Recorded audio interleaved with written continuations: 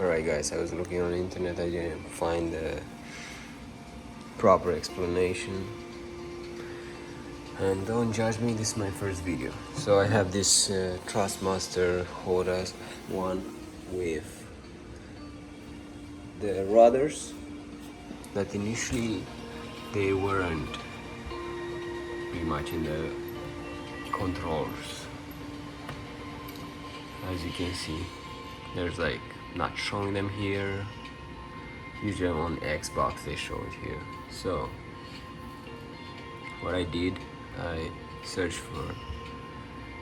for rudders.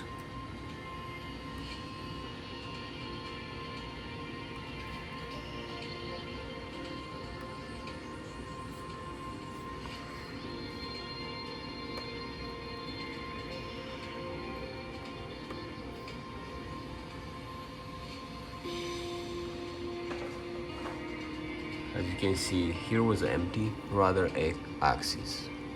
You don't need to worry about the other one. Maybe if you know how to, why would you need them, then yeah. So click here, then click here, it's gonna be empty for you. Then use your feet and it's gonna automatically appear. Then click validate. As you can see, I'm moving my legs and this slider is activated. So pretty much it, that's for the rudders. And then to activate the brakes,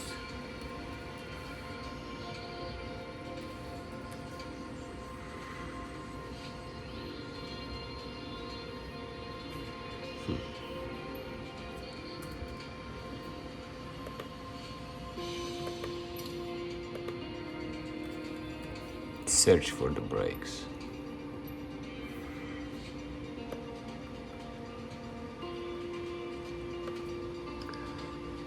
So for the right brake, you see I'm pressing on the right side and this is activated. Same principle, click here, click search and use the one you want, I mean the right one. And here